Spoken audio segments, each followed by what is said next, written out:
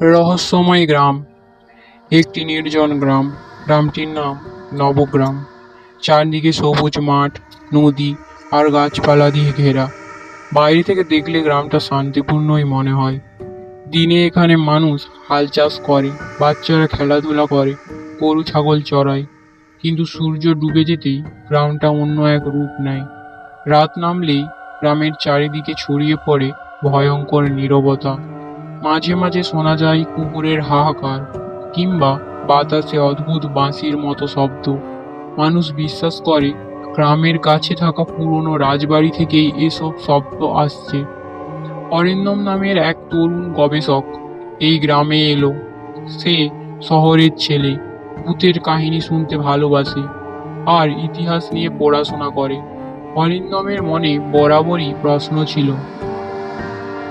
কি সত্যি আছে নাকি সবই মানুষের কল্পনা?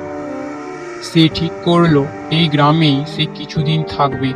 গ্রামের লোকজন প্রথমে তাকে ভালোভাবে স্বাগত জানালেও রাজবাড়ির নাম শুনলেই সবাই চুপ হয়ে যায়। এক বৃদ্ধ কৃষক বলল, বাবা, রাজবাড়ির কাছে যাস না, ওখানে অনেকেই গিয়েছিল আর ফেরত আসেনি। অরিন্দম হাসল।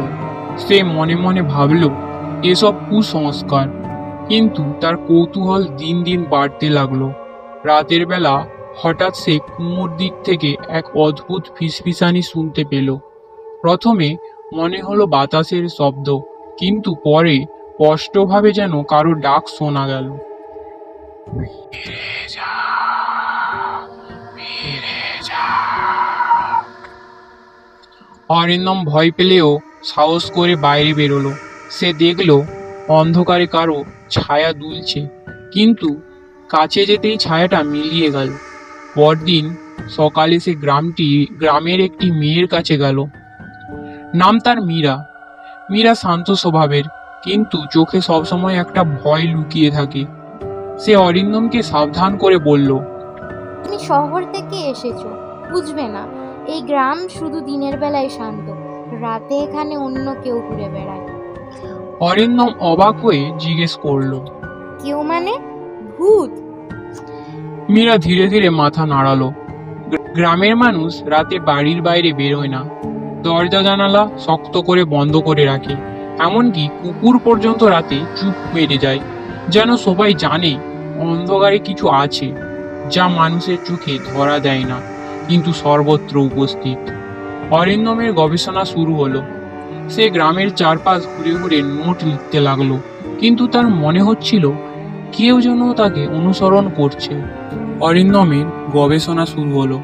সে গ্রামের চারপাশ ঘুরে ঘুরে নোট লিখতে লাগলো, কিন্তু তার মনে হচ্ছিল কেউ যেন তাকে অনুসরণ করছে। এক রাতে হঠাৎ ঝড় উঠল। বজ্রপাতের আলোয় সে স্পষ্ট দেখল রাজবাড়ির ভাঙা জানালায় দাঁড়িয়ে আছে এক কালো ছায়া। সে চোখ মুছল, আবার তাকালো, কেউ নেই, কিন্তু অরিন্দমের বুকের ভেতর তখনও কাঁপুনি চলছে। অরিন্দম প্রথম দিনেই বুঝতে পারল নবগ্রাম কেবল একটা সাধারণ গ্রাম নয়।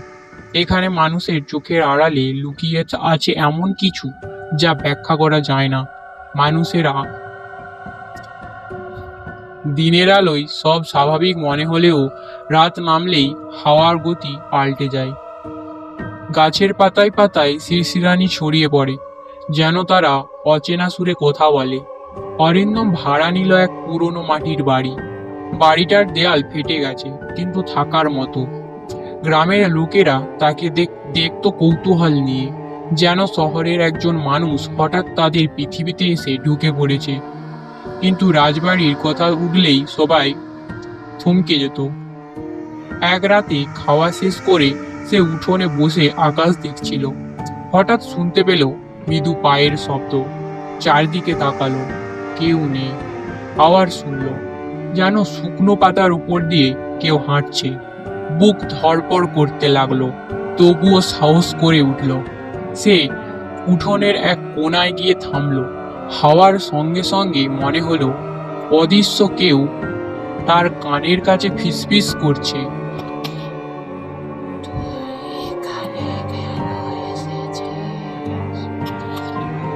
অরিন্দম চমকে উঠল। সে দ্রুত ঘরে ফিরে দরজা বন্ধ করে দিল, কিন্তু মনের ভেতর প্রশ্ন জমতে লাগলো। এ কি তার কল্পনা, নাকি সত্যিই কেউ ছিল?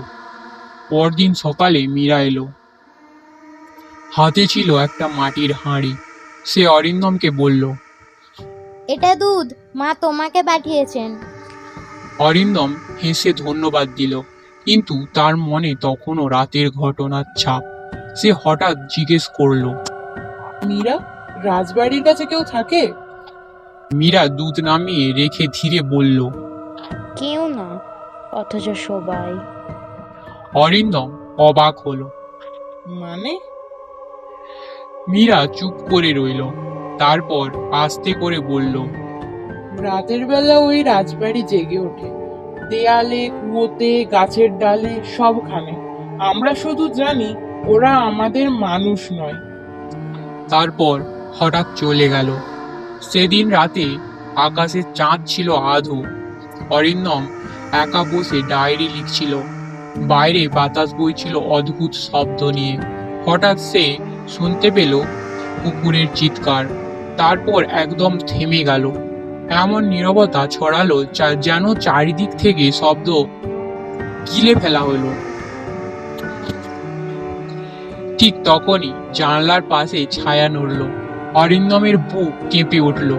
সে ধীরে ধীরে জানালার কাছে গেল, কিন্তু বাইরে কেবল অন্ধকার। হঠাৎ বজ্রপাতের আলোয় সে দেখল মোড় ধারে দাঁড়িয়ে আছে এক সাদা পোশাকের নারী। তার চুল এলোমেলো, মুখ ঢেকে গেছে, কিন্তু ঠোঁটে অদ্ভুত হাসি। অরিন্দম চোখ মুছে আবার তাকালো। কেউ নেই। তবে সে স্পষ্ট শুনতে পেল কুয়ো থেকে ভেসে আসছে চাপা কান্নার শব্দ।